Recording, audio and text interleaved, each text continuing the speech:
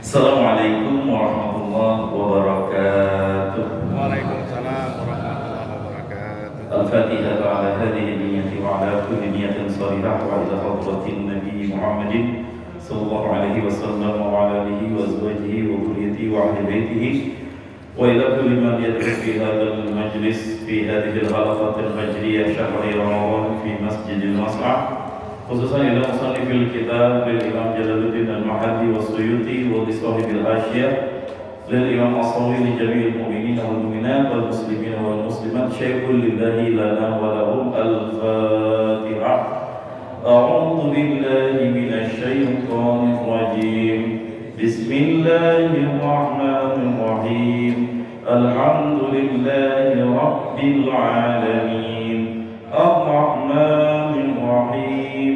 Maliki yaumiddin. Iyyaka na'budu wa iyyaka nasta'in. Ihdinas siratal mustaqim. Siratal ladzina an'amta 'alaihim ghairil maghdubi 'alaihim waladdallin. Amin ya Allah ya rabbal alamin. Bismillahirrahmanirrahim. Allahumma faqihna fid din wa 'allimna at-ta'wil. Kita lanjutkan kembali kajian tafsir juz amma.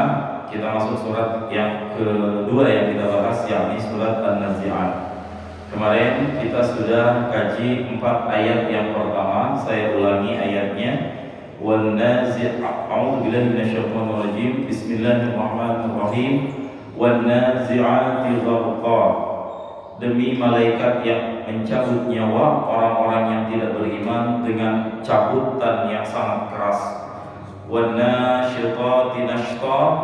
Dan demi malaikat yang mencabut ruhnya orang-orang yang beriman dengan penuh kelembutan. Was-sabihati sabha. Malaikat yang berlomba-lomba untuk terlebih dahulu menunaikan apa yang telah Allah perintahkan. Sabha artinya berenang. Was-sabiqati sabqa. Dan malaikat yang berlomba-lomba. Yang pertama tadi was-sabihati sabha, malaikat yang cepat dalam menjalankan perintah Allah dan berlomba-lomba dalam menjalankan perintah Allah. Ini kalau kita ngaji sastra, Pak, saya juga jadi kepikiran bab sastrawinya. Ini keren susunannya. Wan-nazi'ati gharqa. Itu isim fa'il, masdarnya langsung mansub. Wan-nazi'ati gharqa, wan-nasyitati nashta, was-sabihati sabha, fas-sabiqati sabqa. Itu dari akar kata semuanya. Kalau kita pakai kata-kata lain yang serupa, misal fal'ami wazannya yang sama. Fal'abidati abda, fasajidati sajda, farraki'ati rakka'a, ruku'an. Itu susunan sastrawi di dalam Al-Quran. Kalau kita belajar bahasa Arab, kita akan merasakan indahnya Al-Quran yang meluluh lantakkan hati orang-orang yang tidak beriman kepada Allah. Baik, kita baca sampai dengan ayat yang ke-8 sampai dengan ayat yang ke-10. Kita baca bersama-sama. Kita bacanya nanti ayat yang pendek bersama-sama, yang panjang-panjang saya putus-putus bacaannya. A'udzu billahi minasy syaithanir rajim.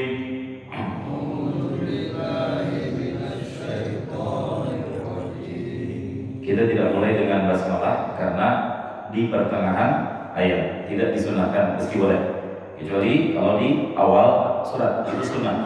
Kalau di awal Al-Fatihah itu wajib. Kalau di awal At-Taubah itu haram.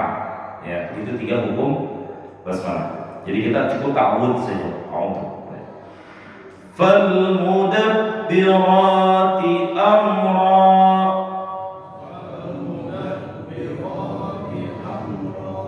Yawma tarjufu rajifa. Tatba'uha radifah. Qulubun yawma idzin wajifah. Qulubun yawma يومئذ واجفة أبصارها خاشعة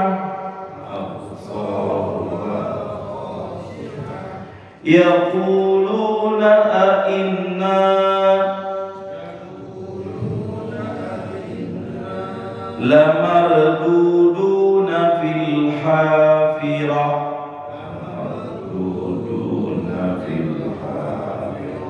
طيب بسم الله الرحمن الرحيم فالمدبرات أمرا berasal dari kata-kata dabbara yudabbiru yang artinya adalah mengatur. Mudabbir pengatur atau pengurus. Kalau Bapak ada yang punya anak di pesantren itu santri yang kelas 5 atau kelas 6, 2 atau 3 SMA, itu biasanya disebut mudabbir. Mereka pengurus, ada bagiannya masing-masing, yang ngurusin olahraga, yang ngurusin kesehatan. Olahraga namanya mudabbir kismu riyadhah. Yang ngurusin masalah sholat berjamaah dan ibadah misalnya kismul ibadah. Yang ngurusin masalah pengajian kismu ta'lim. Yang ngurusin masalah kesehatan kismus sihah wan nazafah. Itu contoh-contoh kata-kata mudabbir. Orang-orang yang udah senior di pesantren itu biasa disebut mudabbir. Berasal dari kata-kata dabbara yudabbiru. Fal mudabbirati amra. Ya, fal mudabbirati amra. Kalau misalnya kita terjemahkan fal mudabbirati amra, maka bermakna dan malaikat-malaikat ya, yang mengatur amra urusan duniawi ya, itu tafsirnya. Demi malaikat yang mengatur urusan duniawi. Kemarin kan malaikat ngurus akhirat semua tuh, bagian nyabut nyawa orang yang tidak beriman, nyabut nyawa orang yang beriman, berlomba-lomba untuk menjalankan perintah Allah. Dan Allah juga bersumpah dengan malaikat yang mengatur segala urusan duniawi. Ada apa? Ada. Jangankan urusan duniawi, urusan yang remeh-temeh pun bisa saja diatur oleh malaikat. Ada malaikat yang menjaga siang, ada yang malaikat menjaga malam. Itu beda lagi tugasnya. Kapan pergantian waktunya untuk malaikat siang dan malam? 2 waktu, yakni waktu subuh dan juga waktu asar. Jadi nih, barusan malaikat habis ganti shift. Malaikat malam kelar tugasnya. Dia naik dan lapor ke Allah Subhanahu wa taala dan Allah bertanya kepada malaikat, "Wallahu a'lam." Meskipun Allah Maha tahu, tapi hikmahnya bisa jadi pelajaran buat kita. Wahai para malaikat, kaifa taraktum ibadi? Wahai para malaikat, bagaimana kau tinggalkan hamba-hambaku di Masjid Mas'am? Apa kata malaikat yang menjaga malam? Ya Allah, atainahum wa hum yusallun. Kami datang kepada mereka dalam keadaan sholat, maksudnya sholat asar. Wa taraknahum wa hum yusallun. Kami tinggalkan mereka juga dalam keadaan sholat. Itu laporan harian. Dan tuh, lepas dinas, ganti sekarang yang jaga malaikat siang. Sampai kapan malaikat siang tugas? Sampai nanti waktu asar. Maka begitu, ya urusan Allah. Terserah Allah mau ngatur, mau nyuruh malaikat dengan cara apapun. Allah bisa memerintahkan apa aja, bisa. Bapak misalnya dalam posisi terjepit, kanyut di kali, misalnya lagi buang air besar di jamban, tiba-tiba banjir kayak kemarin, jambannya kanyut, roboh. Kitanya juga lagi dalam posisi nggak siap, ikut kanyut. Siapa tahu ada malaikat yang menolong Allah. Dengan cara apapun dan keajaiban itu bisa aja datang. Saya punya banyak teman-teman yang merasa keajaiban luar biasa pas tsunami kemarin di Aceh, karena saya mondok di Aceh. Orang yang satu kamar dengan saya itu rumahnya di pinggir laut persis ketika terjadi tsunami 2004. Saya tanya, "Pak, itu bisa selamat?" Nggak tahu. Orang saya lagi main di laut, dia di laut persis, tiba-tiba aja ada gempa. Begitu gempa, orang nggak kepikiran bahwa air laut akan naik. Bahkan bahasanya waktu itu bukan tsunami. Orang Aceh itu nyebutnya air laut naik gitu. Baru kemudian kan viral namanya tsunami kan, itu bahasa yang muncul kemudian. Orang nggak tahu itu tsunami, orang belum pernah di Indonesia, ada mungkin dulu, tak kapan. Ombak pertama itu cuma memenuhi sampai ke tambak-tambak doang, dia masih bisa menyelamatkan diri. Datang setelah beberapa saat berikutnya ombak kedua, ini nih yang menghanyutkan dan mensyahidkan banyak para syuhada tsunami. Dan dia ikut terbawa, pingsan, nggak tahu kemana. Sadar-sadar jam 12 siang, kejadiannya jam 8, jam 9. Itu di tengah-tengah hutan habis semuanya, dia melihat mayat kiri kanan. Dan cerita dia kenapa selamat, kegantung sama balok kayu. Jadi dia ikut-ikutan kayu. Apakah ada malaikat yang kemudian menjaga? Allahu a'lam, bisa saja. Fal mudabbirati amra. Malaikat yang mengatur segala urusan duniawi. Jadi insya Allah setiap kita semuanya punya malaikat. Cuma jangan dipuisiin malaikat tak bersayap, jangan. Itu puisi suami-suami yang galau sama istrinya biasanya. Ya. Wal mudabbirati amra, malaikat yang mengatur urusan dunia. Bagaimana tafsir ayat ini? Al malaikatu tudabbirud dunia. Yang dimaksud malaikat adalah malaikat yang mengatur ia akan segala urusan duniawi. Apa maksudnya malaikat yang mengatur urusan duniawi? Aitan zilu bitadbiri, artinya malaikat turun dengan segala tugas-tugas pengaturannya. Wa jawabu hadhil aqsam, kan kemarin ayat sebelumnya sumpah. Apa jawab daripada sumpah itu? Biasanya kan kalau sumpah kan ada jawabnya. Demi Allah, saya lihat. Nah itu jawab tuh. Nanti bener gak? Tadi melihat orang, demi Allah, saya lihat. Gak ada orang ujung-ujung sumpah, Pak. Pasti ada sesuatu yang menjadi dasar kenapa dia bersumpah. Kita dituduh maling motor, padahal kita cuma salah. Motor kita sama, Beat. Di Alfamart, misalnya lagi parkir, kemudian di samping motor Beat. Salah maling kunci. Motor lain, dituduh pencuri. Maling ya? Enggak, ini motor saya. Oh iya, ini motor saya, Pak. Enggak, bohong. Demi Allah, ini motor saya salah. Demi Allah, ini motor saya. Itulah jawab daripada sumpah kita. Sadar gak sadar sebenarnya bahasa kita sehari-hari itu teratur dengan rapi dalam kaidah bahasa Arab. Apa jawab dari ini semua? Ini Allah udah sumpah dengan malaikat yang di langit, malaikat yang turun, malaikat yang ngatur mencabut nyawa. Apa maksud Allah bersumpah dengan malaikat ini semua? Wa jawabu hadhihi al-aqsam mahdhufun. Jawab dari sumpah ini semua tidak Allah cantumkan di dalam ayat ini, tapi kita tahu maknanya. Aila tub'atsunna ya kuffar Makkah. Demi Allah, kalian pasti akan dibangkitkan semuanya. Ya kuffar Makkah, wahai orang-orang kufur penduduk Makkah pada saat itu. Masya Allah. Itu sebenarnya nih tujuan Allah ini semua pengen menegaskan ayat ini namparin orang-orang Makkah, kafir Quraisy pada saat itu yang tidak beriman dengan Nabi Muhammad SAW melalui ayat-ayat ini semuanya. Karena ini ada korelasinya dengan surat An-Naba kemarin. Amma yatasaalun 'anil naba'il 'azim. Mereka bertanya-tanya, ini Nabi Muhammad kok bisa diutus ini? Ini berita besar apa ya? Allah jawab, inna yawmal fasli kana miqata. Hari kebangkitan, hari orang-orang dipisahkan itu pasti akan terjadi. Ini nih Allah bersumpah untuk menguatkan, dan sumpah Allah nggak main-main. Nah, wa huwa 'adilun fi ayat berikutnya. Yauma tarjufu rajifatu. Nah, ujungnya tarjufu ar-rajifatu.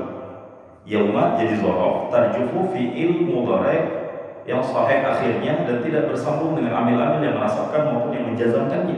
Jadi tidak dibaca tarjufa, tapi tarjufu, harus marfu. Ar-rajifatu fa'il daripada tarjufu. Apa arti ar-rajifah? Guncangan gempa. Pada hari itu tarjufu rajifah, pada hari di mana kamu benar-benar dibangkitkan, kondisi itu terjadi tiupan. Tarjufu rajifatu, tiupan sangkakala yang pertama. Ini bicara tentang hari kiamat. maksudnya? An-nafkhatul ula, tiupan yang pertama. Biha, dengannya tiupan tersebut, yarjufu kulla syai'in. Yarjufu, ya, akan setiap satu makhluk. Yarjufu kulla syai'in. Dia akan menghempaskan segala sesuatu.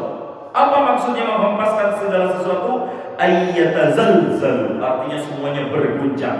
Ada surat Az-Zalzalah, itu artinya apa? Bergoncang, goncangan. Yatazalzalu, bergoncang semuanya. Kamu sifat rimayah disumin Allah menyifati dengan apa yang akan terjadi nanti di hari kiamat ini. Ini Allah udah ngabarin, ente nanti akan merasakan hari di mana semua ketika ditiupkan sangkakala yang pertama, tarjufur rajifah, habis semuanya. Bumi berguncang dengan sedahsyat-dahsyatnya.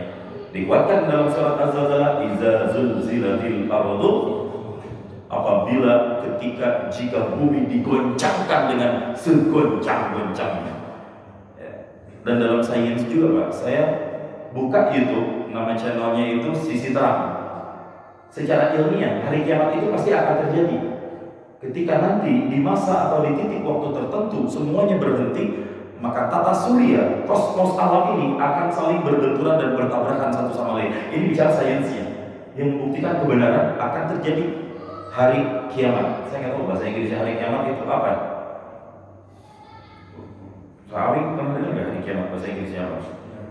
The Judgment Day, kalau nggak salah ya. Nah, bukan namanya tahu. Ada film hari kiamat, tapi bukan kayak gitu Pak. Oh, bisa terbang, naik pesawat gitu kan, menghindari guncangan gitu kan. Ada filmnya ilustrasi, tapi itu bukan seperti itu. Ya, udah dibikin perahu masa depan yang anti gempa, anti goncangan, dengan apapun akan selamat semua yang ada di perahu itu. Coba aja bikin dari sekarang.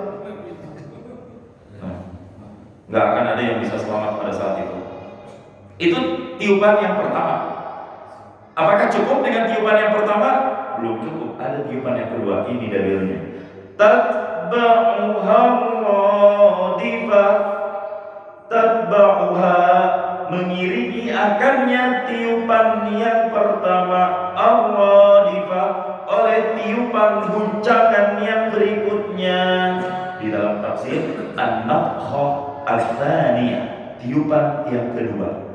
Jadi ada tiupan pertama menghancurkan, nanti akan ditiup lagi oleh malaikat atas izin Allah. Nah, wa bainahuma arba'una sanatan.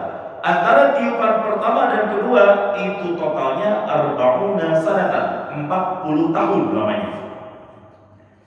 Wal jumlah min hali wal jumlah hal min ar-rajifah fal yawma wasi'un lin nafqataini wa ghairihima.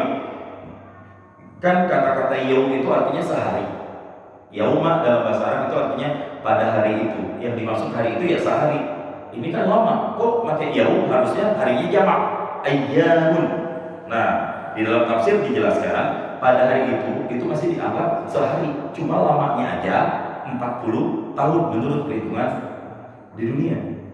Ya, kurang lebih, maaf, iya, arba'una sanatan, 40 tahun. Ya. Fasohal zorfiyatuhu, maka sahlah menggunakan zorofnya yauma lil ba'sil waqi'i akibat tsaniyah. Bagi kesempatan nanti untuk dibangkitkan setelah adanya tiupan yang kedua. Jadi kita mulai tidur Pak di situ. Mungkin tinggal Allah sendiri, udah paling benar ada Allah sendiri. Allahu Akbar kan di situ. Siapa lagi coba yang mau melawan Allah? Kita habis semuanya, mati semuanya, udah tulang-belulang, entah di mana. Itu pada saat itu. Dan kita wajib meyakini ini wajib karena ini adalah bagian dari rukun gimana ke Islam? Hari kiamat masuk dalam rukun. Artinya apa? Kalau kita tidak beriman dengan hari akhir dan semua rangkaian di hari akhir, maka iman kita tidak sah. Karena ini yang disampaikan oleh Rasulullah SAW. Apa itu iman? Rasul menjelaskan. Salah satunya adalah beriman dengan hari kiamat. Ada lagunya hari itu. Aduh, Masya Allah. Hari yang menghancurkan umat. Nah, itu benar, Masya Allah. Kenapa ngedangdut Pak? Ngaji ini gitu. Masya Allah. Bagaimana kondisi hati manusia pada saat itu? Nah, ini yang jadi pertanyaan dan Al-Quran memberikan bocoran di sini. Qulubun yawma'idin wajifah. Kalau kita bacanya tidak mujawad, qulubun yawma'idin wajifatun. Qulubun. Sebentar, saya baca syarahnya. Di dalam tadi ada yang ketinggalan. Ada tadi di ayat yang kelima kan fal mudabbirati amra, malaikat-malaikat yang mengurus segala urusan dunia. Di dalam tafsir ada sedikit bocoran. Wahum dan mereka malaikat itu adalah Jibril, wa Mikailu dan Mikail, wa Israfilu dan Israil, wa Izrailu dan Izrail. Fa Jibrilu, maka malaikat Jibril muwakilun, menjadi wakil birriyahi wal junudi, dengan angin-angin dan juga dengan prajurit malaikat. Kan Nabi juga kan pernah ditolong dalam satu peperangan dengan pasukan malaikat. Ada bahkan nanti umroh minta sama mutawifnya atau sama travelnya, tolong hantarkan kami ke gunung malaikat, gunung Jabal malaikat, namanya Jabal Malaikat. Itu ada di daerah Badar, sekitar 1-2 kilo dari lokasi makam perang Badar. Gunungnya mah ini semua bukan nggak batu justru Ustaz, pasir, gurun semuanya. Cuma itu tempat Nabi perang dan malaikat turun di gunung tersebut. Orang Arab menyebutnya sekarang dengan Jabal Malaikat, gunung malaikat di situ.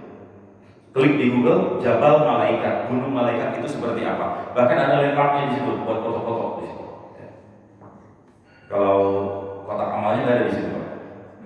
Kalau di kita tiap wisata ada kotak amalnya. Di sana nggak ada. Udah dibangun semua sama pemerintah Arab Saudi. Bukan pemerintah ya, kerajaan Arab Saudi. Itu keren. Jabal Malaikat. Sempat saya foto-foto di situ, saya buka sendal di situ melepuh Pak langsung. Jam 1 siang, jam 2, panas banget. Di dekat situ ada masjid, namanya Masjid Badar. Kita sholat asar di situ. Saking masih panas banget itu. Pas lagi sholat asar kan wudhu rame. Saya melihat ada darah, air jadi pada warna merah. Ternyata ada orang yang berkulit hitam, dia mimisan, buang di situ, jadi merah semuanya. Kok merah? Oh, ada yang mimisan, kesian juga. Saking gak kuatnya nahan panas di situ, makanya kudu pakai lotion, ya. Apa sih namanya? Sun cream. Ngerti tak gitu-gituan. Istri yang masih tahu. Emang kalau nggak pakai itu kebakar Pak kulit. Kalau enggak kita pakai pakaian yang lebih panjang, tapi ngap. Pakai pakaian yang panjang tapi ngap ya. Kulit biar nggak kebakar. Bayangin gimana sahabat perang pada saat itu. Tuh saya mikir di situ. Di bulan puasa, kan perang Badar bulan Ramadan, Pak. Bulan Ramadan, bulan puasa berhari-hari, dia kalau malam nyantai, kalau siang bagaimana? Dan panasnya kayak apa? Bisa memenangkan 300 pasukan lawan 1000 pasukan, Masya Allah. Itu perang Badar yang menentukan Islam akan lanjut atau stop. Makanya disunahkan kita menghafal para ahli Badar. Tempelin itu poster di rumah, daftar nama syuhada Badar. Ada ditulis di sana juga, 70-an syuhada Badar. Dihafalkan. Saya juga belum hafal semuanya, Pak. Nah, qulubu yawma belum. Ini malaikat wal junum. Wa Mikail, berikutnya malaikat Mikail. Muwakkalun bil qatri wan nabat. Ini yang menjadi wakil untuk malaikat yang bertugas menetes-neteskan air ke dunia, wan nabati, dan tumbuh-tumbuhan. Tuh, jadi kalau kita pengen minta hujan ya kita sama malaikat Mikail. Di Bogor itu banyak malaikat Mikail. Ya. Kota hujan tertinggi, ada 10 kota hujan di Indonesia. Bogor itu bukan nomor 1, nomor 7. Yang nomor 1 itu di daerah Timika, Papua pokoknya. Terus ada di daerah Padang, ada di daerah Kalimantan. Rata-rata yang diapit oleh pegunungan. Di tengah-tengahnya itu pasti daerah yang banyak curah hujannya cukup tinggi. Bogor bukan yang tertinggi, nomor 7. Cuma kenapa Bogor viral? Karena tetanggaan sama Jakarta. Kita sering ngirim paket banjir. Ya iya loh Pak. Dari sini Ciliwung, dari sini Cisadane, dari sini Kali Cikeas, dari sini Kali Bekasi sama Kali Cikeas kumpul semua ketemu di Jati Asih. Rumah mertua saya di Jati Asih banjir dulu tiap tahun. Tidak. Itu, ini malaikat yang ngatur semuanya. Wa Israil, dan juga malaikat Israil muwakkalun bi qabdil arwah, jadi wakil untuk mencabut ruh. bila Israfil, seterusnya. Nah, ini dari sini inspirasi lagunya. Wa Israfilu muwakkalun bis-sur, dan malaikat Israfil, nah ini yang dibahas, menjadi wakil untuk meniup sangkakala. Jadi malaikat Israfil sekarang lagi santai, masih jaga gawang, udah siap. Tinggal kapan Allah suruh tiup, langsung. Ya. Karena belum ditiup sampai sekarang untuk dunia kita ya. Ada dunia lain, di Trans 7 tuh waktu itu. Baik, ini benar kan ada itu. Qulubun yawma idzin wajifah, qulubun pada hati-hati manusia, ini mubtada. Bermula hati-hatinya manusia yauma idzin pada saat itu, wajifatun khabar, itu sangat ketakutan. Apa makna wajifah? Khaifah, takut, qalqalatun, bergetar-getar. Qalqalah kan bergetar-getar, mengantul-antul. Hati kita nanti ketika terjadi hari kiamat itu seperti itu. Bagaimana pandangan matanya? Ayat yang ke-9, absaruha khashi'ah. Absaruha mubtada. Bermula pandangan mereka semuanya pada hari kiamat khashi'atun, itu tertunduk, hina, dalilatun lihauli ma yara. Tertunduk hina karena dahsyatnya huru-hara hari kiamat. Yaquluna. Nah, ini sampai sini tadi kita baca ya. Udah lewat belum? Udah dibaca ya, yaquluna. Udah, ini ayat ini. Yaquluna, mereka semua berkata, yaquluna, pada hari kiamat mereka semuanya mengatakan, ay arbabul qulubi, artinya orang-orang yang memiliki hati, wal absari, dan pandangan, istizaan, yang awalnya itu seperti ngeledek wa inkaron, dan awalnya mereka semuanya ingkar lil ba'si, bagi hari kiamat, hari kebangkitan. A ini adalah hamzah istifham. Apakah sesungguhnya kita, bitahqiqil hamzah ini dengan mentahqiq dua hamzah. Artinya apakah? Inna, sesungguhnya kami. Wa tasdid lisaniyati wa idkhalil alif bainahuma 'ala al-wajhaini fil mawdi'ain. Ada berbagai macam qiraat di sini. Ainna bisa ainna, nah itu qiraat yang lain. La marduduna fil hafirah, apakah nanti kita benar-benar dikembalikan? La marduduna, sungguh dikembalikan, fil hafirati, di dalam keadaan semula. Apa maksud kita dikembalikan dalam keadaan semula? Ai, artinya anuraddu ba'dal mauti, apakah kita akan dikembalikan setelah mati, ilal hayati, kepada hidup lagi. Memang benar, ntar kita habis mati bakalan hidup lagi. Nah, wal hafiratu, adapun hafirah, ada kata-kata lamarduduna fil hafirah. Hafirah ini adalah ismun, satu nama di awalil amri, untuk perkara yang paling pertama. Wa minhu raja'a fulanun fi hafiratihi, idza raja'a, diungkapkan kata-kata hafirah jika orang kembali ke titik awalnya, itulah hafirah. Apa ya contohnya ya? Sesuatu yang pasti balik ke titik awal. Drone, Bapak punya drone yang kamera terbang, itu kan kita harus menentukan poin awalnya, ditaruh di mana itu drone, tak terbang. Ini cara bahasa ya. Ketika listrik mati, baterai lowbat, sinyal terputus, itu drone pasti akan kembali ke titik awal secara otomatis. Nah, titik ini jika disebut dalam bahasa Arab itu disebut al-hafirah. Maksudnya orang-orang yang nggak percaya dengan hari kiamat, emang benar dia nanya, kita ini bakal hafirah setelah mati. Artinya apa? Kita bakal dihidupkan lagi seperti awal semula. Kita bakal seperti itu. Nah, itu pengertian dari kata-kata fil hafirah. Idza raja'a min haitsu ja'a, jika dia kembali dari manapun jika dia datang kembali dari manapun dia datang. Ya. Bang Toib udah 3 lebaran dan pulang-pulang, jika Bang Toib pulang, hafirah gitu. Kembali ke hafirah. Baik. Kita baca bersama-sama ayat berikutnya. Ayat ke-11.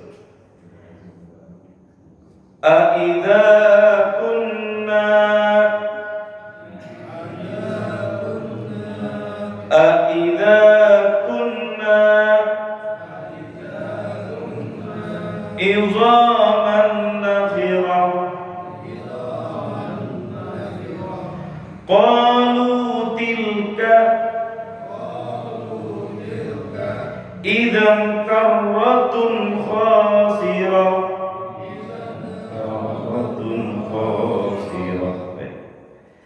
Aidza kunna, kalau diterjemahkan aidza kunna, apakah apabila kita, aidza kunna, apakah jika kita, kunna izaman nakhirah, telah menjadi tulang belulang nakhirah yang hancur lebur, yang lapuk.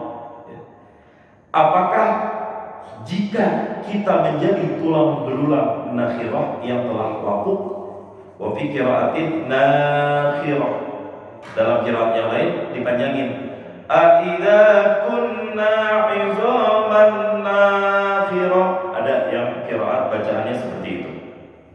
Apa arti nakhirah? Baliyatun mutafattitatun nahiyah, artinya hancur lebur, sudah tidak bisa lagi berbentuk dengan bentuk yang seperti awal.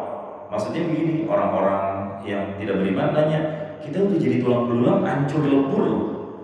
Kepala di mana, tangan di mana, kaki di mana, mungkin disatuin lagi oleh Allah Subhanahu wa taala nanti di hari kiamat. Itu pertanyaan orang-orang yang kafir pada saat itu. Qalu, mereka berkata, tilka idzan karratan khasirah. Qalu, mereka berkata, tilka, bermula demikian, ay raj'atuna, artinya demikian itu apa? Demikian pengembalian kita ilal hayati, dari mati kepada hidup. Idzan insohat, kalau begitu, arti kalau begitu, insohat, jika memang benar terjadi seperti itu,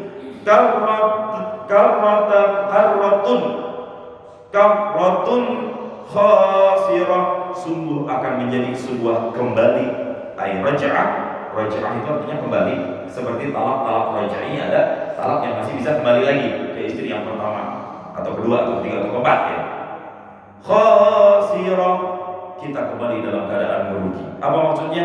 Data khasranin, kembali yang mengandung unsur kerugian. Artinya begini, emang benar kita akan dibangkitkan kembali nanti oleh Allah Subhanahu wa taala. Kalau memang benar kita akan dikembalikan oleh Allah Subhanahu wa taala lagi seperti semula, ya pasti kita bakal habis. Kenapa? Kita nggak beriman, nggak pernah sholat, mengingkari Nabi, nggak percaya hari kiamat. Nah, pada saat itu idzan karratun khasirah, sungguh kembalinya kita nanti itu akan menjadi kembali yang sungguh sangat merugikan. Nah, ini Al-Quran yang saya tahu ke kita, biar jangan sampai nanti kita mengucap kata-kata seperti ini karena kita tidak beriman. Waliyadzubillah, na'udzubillahi min dzalik. Baik, kita baca ayat lanjutannya. Fa innama hiya baik. Fa innama hiya zajratu wahidah fa idahum bis-sahirah. Hal ataka hadithu Musa. Insyaallah pagi ini sepertinya kita akan titik di Musa ini. Fa innama hiya, maka hanya saja dia. Apa yang dimaksud dengan dia? Ai ar-radifatu, artinya kebangkitan. Ar-radifatu allati yaqibuha al-ba's, kebangkitan yang diiringi tiupan sangkakala, maksudnya yang itu adalah iringan dari sebuah rangkaian peristiwa kebangkitan seseorang. Maka itu semuanya adalah zajratun wahidah, tiupan yang satu. Zajratun ay nafkhatun, artinya tiupan, wahidatun yang satu. Fa idza nufiqat, maka apabila tiupan itu telah ditiup, fa idahum bis-sahirah, Maksud tiupan yang satu ini dalam 2 kali tiupan dan ditiup di kali kedua dengan 1 kali tiupan. Ini berarti tiupannya sekali niup ya.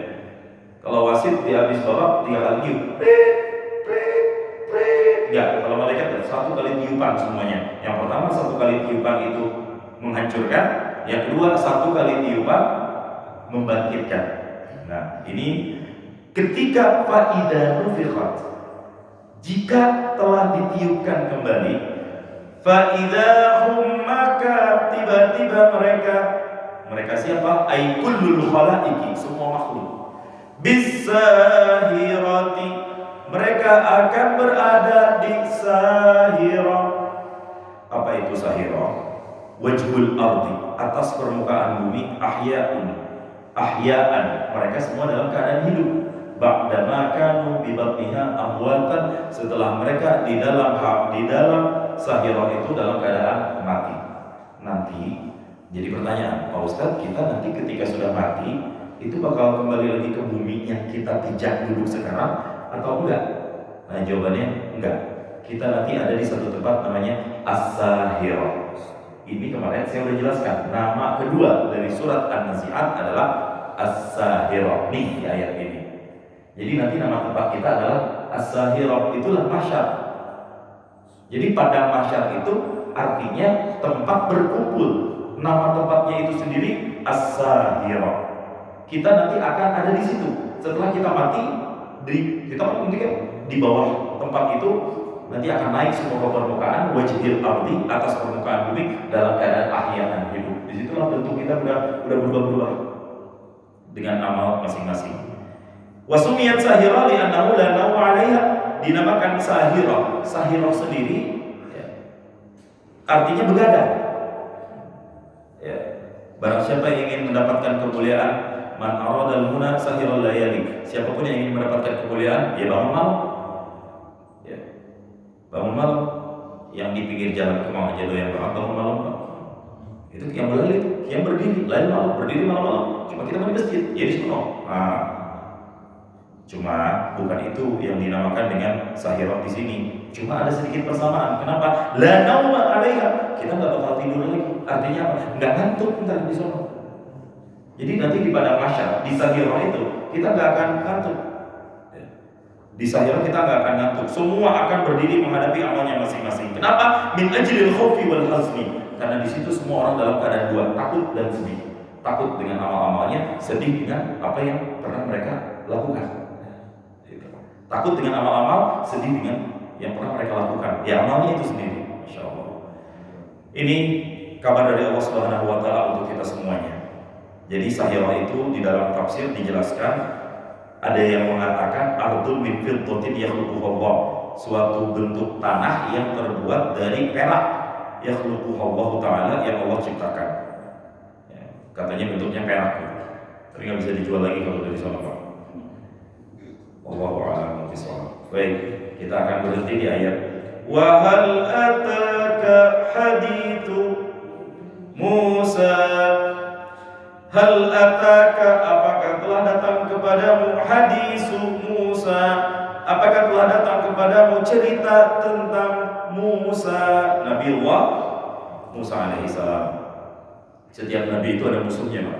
Di sini Al-Qur'an akan bercerita tentang musuhnya Nabi Musa. Siapa? Fir'aun. Jadi setiap nabi ada musuhnya dan kita harus kenal musuh-musuhnya. Misal Nabi Nuh, siapa musuhnya? Kaumnya sendiri. Kenapa? Karena mereka merasa Nabi Nuh adalah manusia biasa. Apa balasan Allah untuk mereka? Disiapkan air bah, banjir. Kemudian ada lagi Nabi Hud. Siapa musuhnya? Kaum 'Ad. Kenapa kaum 'Ad memusuhi? Karena mereka merasa lebih kuat. Ini bisa dicek nanti di surat Al-Haqqah ayat 6 sampai dengan 8. Apa yang Allah balas? Itu dibalas dengan badai. Habis semuanya. Angin ribut topan. Nah, nggak habis semuanya. Yang ketiga Nabi Soleh. Nabi Soleh lawannya siapa? Kaum Samud. Kenapa? Mereka nggak terima. Karena apa? Karena Nabi Soleh membawa ajaran baru yang menurut mereka itu ajaran yang tidak benar. mereka merasa ajaran lamanya adalah ajaran yang terbenar, artinya sombong. Allah membalas dengan dua, az-zalzalatu war-ra'd, gempa dan petir, habis semuanya. Di surat Al-A'raf ayat 73 sampai dengan 78 itu dijelaskan begitu. Kemudian Nabi Allah Ibrahim alaihissalam dengan siapa musuhnya? Raja Namrud. Alasannya apa Raja Namrud gak mau beriman? Karena merasa dirinya sebagai Tuhan, Raja, Tuhan, penguasa semuanya. Balasannya dua, Nabi Ibrahim diselamatin dari kuni barda wassalaman, dari api yang dibakar pada saat itu. Allah siapin kursi di situ, ya. Nabi Ibrahim sudah dapat kursi pak, nggak perlu nyalain lagi, insyaallah. Tengah-tengah api gitu. Makanya kita dianjurkan untuk membunuh cicak ya. Kenapa? Karena cicak itu niup-niupin gede-gede apinya. Tapi ada yang berusaha untuk memperkecil api burung pipit. Nah, siapa yang punya burung di sini? Masih burung pipit di sini. Nah, itu keren. Walaupun burung pipit enggak air kecil gitu kan, tapi dia cuma satu di hadapan Allah. Saya cuma ingin Allah tahu kepada siapa saya masih berpihak. Insya Allah itu diselamatkan. Matinya dengan apa? Azabnya dengan apa? Dengan nyamuk. Ya. Jadi Raja Namrud paling benci itu sama yang namanya nyamuk itu di situ. Dari sini, dari kuping kiri, kuping kanan, semuanya di dalam habis digerogotin otaknya. Insya Allah ini bisa dicek di surat Anbiya ayat 51 sampai dengan 70. Kemudian Nabi Lut, musuhnya kaum Sodom.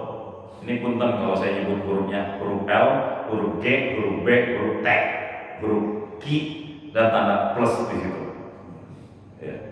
Ini soalnya ada 3 kamera Pak ya. Takut dibenet nanti kalau saya ngomong kayak gini. Nah, ini ajaran Islam itu tidak memperbolehkan. Nih urusannya Nabi Lut dengan kaum Sodom seperti itu. Allah balas dengan hujan batu dan gempa. Cek di surat Hud ayat 77 sampai 83. Nah berikutnya yang kita bahas nih, Nabi Musa lawannya adalah Fir'aun. Apa alasannya sama kayak Namrud? Kenapa merasa dirinya Fir'aun menjadi Tuhan? Balasannya Allah tenggelamkan di laut merah. Ini saya cek di surat Al-A'raf ayat 103 nanti. Kemudian Nabi Syuaib, nah itu kan kaum Madian. Nah Nabi Syuaib ini adalah kaum yang berhadapan dengan kaum yang suka ngoplos, dagangannya dioplos.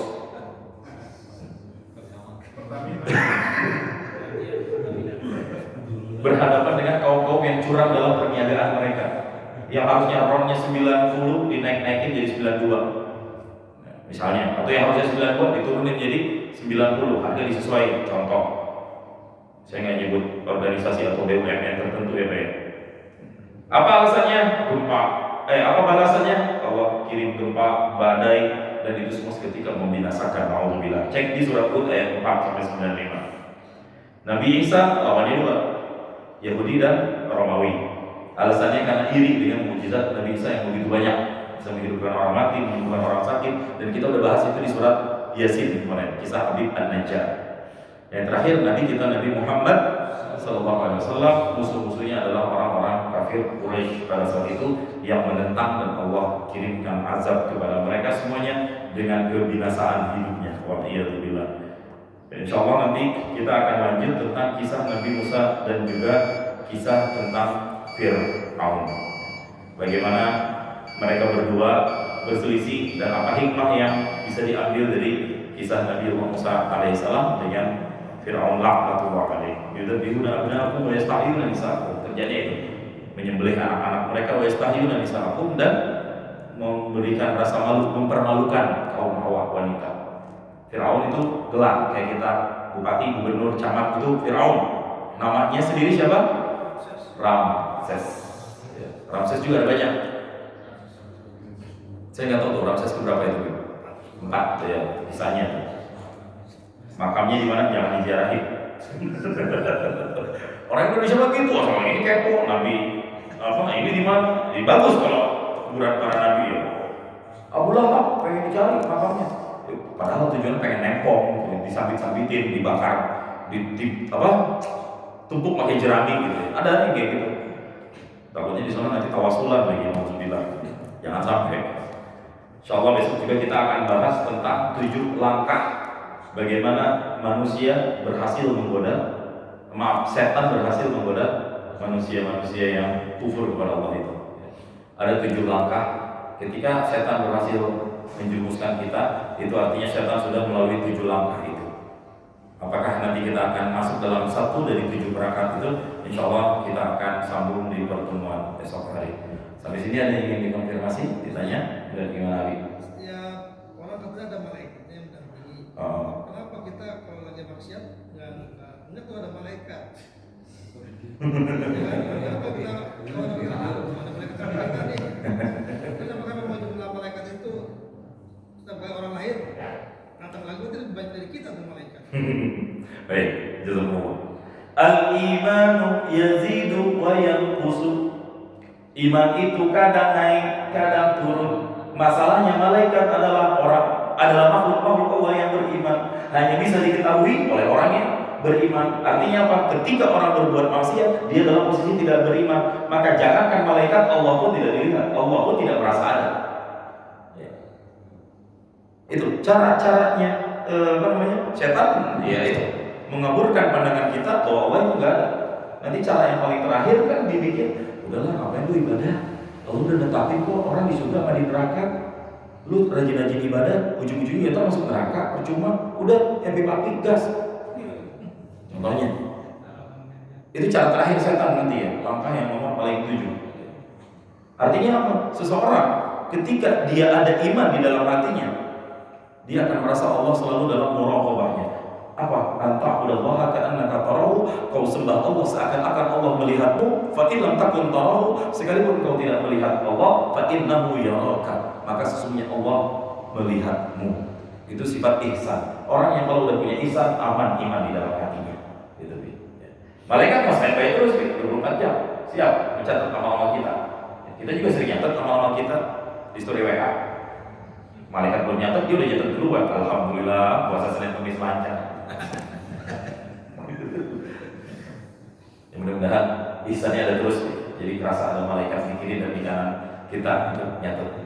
Insyaallah. Ada lagi? A'udzubillahi minasyaitonir rajim. Bismillahirrahmanirrahim. Alhamdulillahirabbil alamin. Hamdan na'imin, hamdan syakirin, hamdan nafi'in, hamdan katsiran mazida. Ya rabbana lakal hamdu wa lakal mulku wa lakal syukru kama yanbaghi li jalali wajhikal karim wa 'azimi sultani. Allahumma shalli ala sayyidina Muhammad wa ala ali sayyidina Muhammad. Allahumma ahsin aqibatana fil umuri kulliha wa ajirna min khizyid dunya wa 'adzabil akhirah. Allahumma innaka 'afuwwun karimun tuhibbul 'afwa fa'fu 'anna ya karim, fa'fu 'anna ya rahim, fa'fu 'anna ya arhamar rahimin. Allahumma taqabbal minna siyamana wa qiyamana wa ruku'ana wa sujudana wa tarawihana wa tahajjudana wa tadarru'ana wa tasbihana wa ta'lilana wa tamim taqsirana ya Allah ya Allah ya arhamar rahimin. Rabbana ighfir lana dhunubana wa liwalidina warhamhum kama rabbawna shighara. Allahumma habib ilaina al-iman wa zayyinhu fi qulubina wa karrih ilaina al-kufra wal fusuq wal isyan waj'alna minal rasyidin. Wa sallallahu ala sayyidina Muhammad wa ala ali sayyidina Muhammad. Subhana rabbika rabbil izzati amma yasifun wa salamun alal mursalin walhamdulillahi rabbil alamin. Kita tutup dengan kafaratul majlis. Subhanakallahumma wa bihamdika asyhadu an la ilaha illa anta astaghfiruka wa atubu ilaik. Wassalamualaikum warahmatullahi wabarakatuh.